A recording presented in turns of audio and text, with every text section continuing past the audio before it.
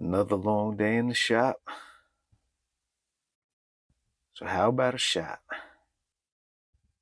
Okay. Cheers, everybody out there working hard. Shots for you, shots for us. Okay.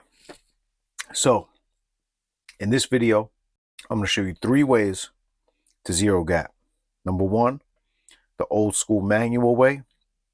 Number 2, with this accessory right here, the Rich Barber blade setter, previously known as On the Money. And last but not least, the Andis zero gapper tool. And for a little bonus coverage, I'll show you how to use and what I think of the Rich Barber blade modifier. So to start off, we're going to do it the old school way. With no tool or accessory in hand, how did we zero gap back in the day? Or if you don't have a tool available, you don't always have a tool or accessory available. So this is how we did it back in the day. And for this majority of this video, I'm going to be using the cordless version because I'm assuming most people are cordless nowadays, but I just want to show you that the blades are pretty much the same. So with the corded version, it looks like so. And with the cordless version, there is a slight difference because they added something to the blade, which is a little black plastic piece that sits in the rotary motor. So I'll show you real quick. This is the corded clipper blade. This is the cordless clipper blade. They added this black plastic piece and it just simply pops right off, and then voila, you have the same blade. So I'm going to put the corded one off to the side, and we're going to stay with the cordless one for the remainder of this video. So to zero gap the old school way, take this off. This is the blade that's going to chew you up. This is the cutting blade. This stationary blade isn't going to cut you. This is going to chew you up. So the goal is to get this as close to this one without going over the top. So what you want to do is this plastic setting piece, you want to loosen this up. So loosen these screws. Don't take them out. Don't take them out. They're small screws. So you loosen this up and you get it to do the Watusi a little bit and dance around. Now, like I said, see that? It's behind it. It's not going to cut it. You want to get as close as you can without going over. So when it goes over, that's what chews the customer up. So what you want to do is, back in the day, we would just eyeball it. You'd eyeball it to get as close as you can. Or some people would put it against like their barber station and press against it to get as close. I always like to eyeball it, get as close as I could. Then you hold it steady and tighten up these 2 screws as quick as you can. Now, the problem with doing this is when you tighten down those screws, you usually wind up with a really sharp left end, because no matter how tight you hold it, you torque that screw down, you usually have one side that kicks up a little bit, and that can chew a customer up. So let's see how this is.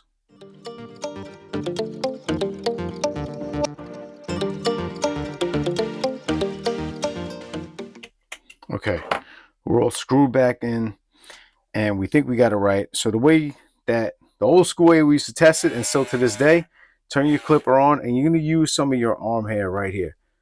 If you have any hair on your arm like I do, and you just test it, you see how it does. You see how sharp it is. And this, I was conservative. This one isn't exactly hitting crazy. It's not doing that good at all.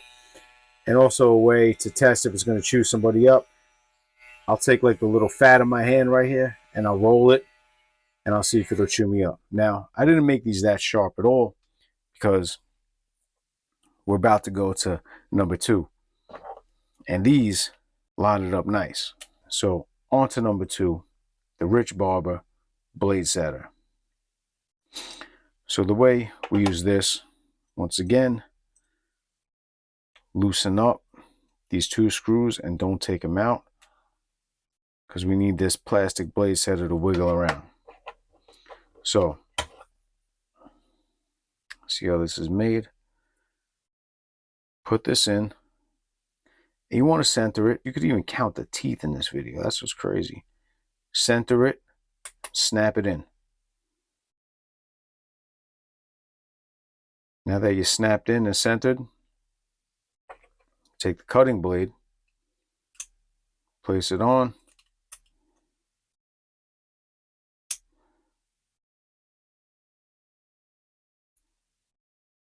Got some wiggle room. As you can see, it's resting on that plastic part. So you basically press it up to as far as it could go. Don't press it too hard, but just hold it in place.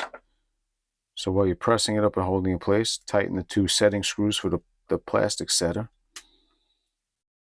And that's it.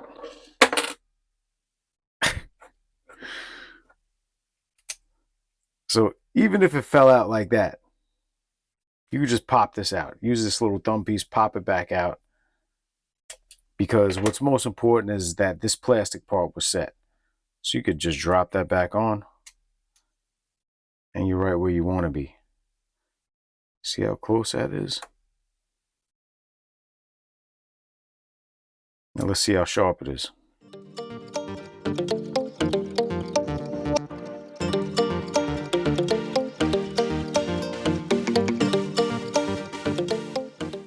Okay, now this is a 0 gap clipper with the on the money joints. Now let's test it out. Let's see how this hits.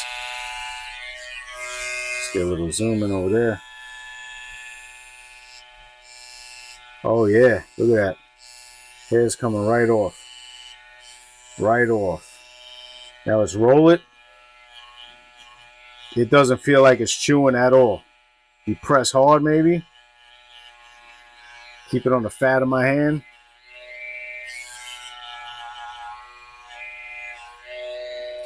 Doesn't feel like it's chewing at all. And you saw it was cutting right away. That's the beauty of that. That's as close. Look how close you're getting. Look at the angles. Tell me if you see the gap. Tell me if you see the difference. It looks like there's nothing on there. So I definitely recommend this. It's something simple. It's easy to use and it gets your clipper right. So number 2 might be the winner tonight. Moving on to number 3. Andis, the people that make the clipper, how do they 0 gap? Because this looks pretty complicated, I can't lie. This looks pretty complicated. But I'm going to show you how this is used. Okay. Once again, you loosen up the setting screws. And I'm just going to take this plastic piece off to do this, because this looks pretty complicated. So the way they have you do this is that you pull this back, right? I already got the screws loosened up. You have these 2 black tabs. That's where the screw holes sit. But you can't put it in like this. You have to dip it in, have it sit in the screw holes, and then you have to pull it up. Now it's hard to show you that from the side, but you see where it's sitting now. It's sitting right above that little thing right there. You push it down. So this is essentially the same thing. You push the cutting blade up, and then they have this little thing, which is made to hold the blade in place, which is nice. You get it where you want to, and this holds the blade in place. You slide this to lock it, and this doesn't move. So it completely holds it in place. And then you can, with ease, just tighten these 2 screws, unlock it, slide the holder back, and then we can press this down and pop it out. Now, let's see how the Andis 0 gap does.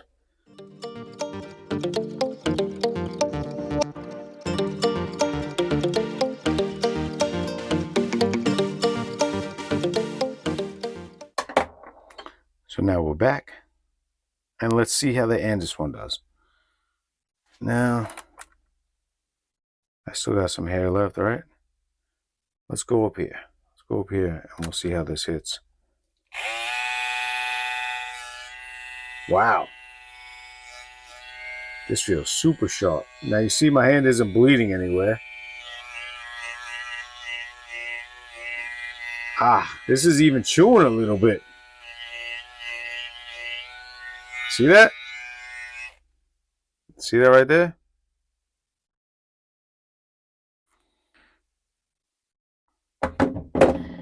Even with all this stuff, I don't think this is precise. I mean, I got a better result with this. Even if you use either one of these, you do manually, you could always pull it back just a notch. You don't have to press it down as hard. But you do run a risk of chewing yourself up. And you don't want somebody walking out of the shop with this on the back of their neck. Or even worse, their freaking forehead, man. You don't want any foreheads and necks looking like that. So, you ask me who's the winner, what do you want to use? Use the Rich Barber. I'll post an Amazon link for this. I think it's like 20 bucks. If you buy it with the blade modifier, which I'm about to get into, it's like 45 bucks, but I don't think you need this. I've used this before. So on to the blade modifier. What you got to do is you got to put a little oil in it, right? So drip, drop, drip, drop. Now, let me get this other blade for this. So what this does is this is going to shave this part down even closer and sharpen this to help it, you know, grab hair and be even closer to the scalp to get as much hair as possible. So the way you do it is, if you notice, it says Blade brand logo on this side. So where it says Andis, that has to be on that side. And then you go back and forth and not past those white lines. And you do it for about a minute.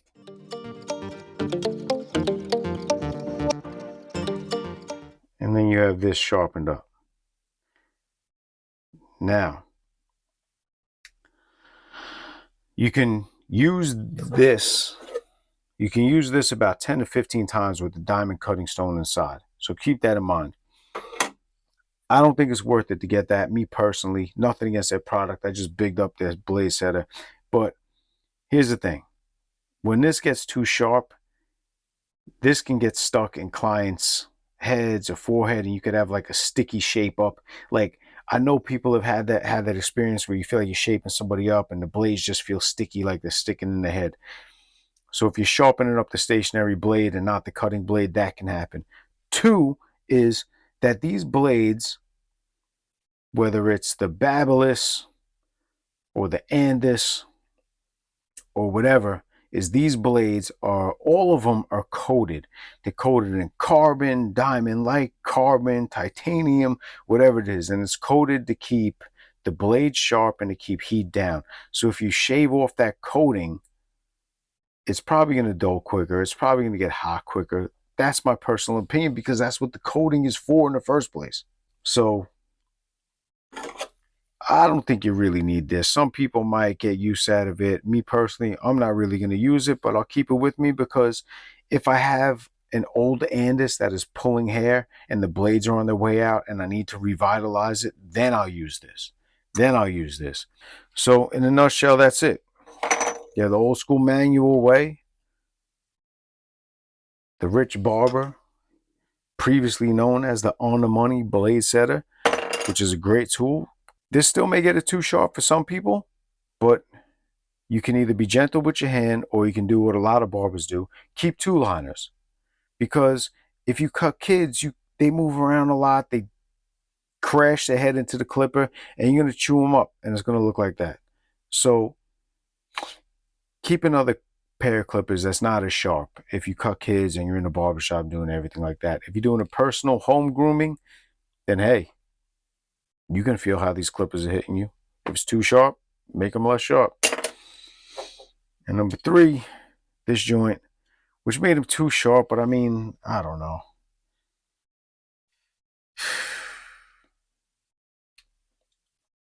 I can probably not get it as close if I don't press as hard, or maybe I can wiggle them in a little room with this rounded notch, which doesn't seem so precise in my opinion, but it is what it is. So until the next time, my barbers, I hope this helped out and answered some questions, maybe solved some mysteries, but till then, long day at the shop. Take one when you come in and take one on your way out. Peace.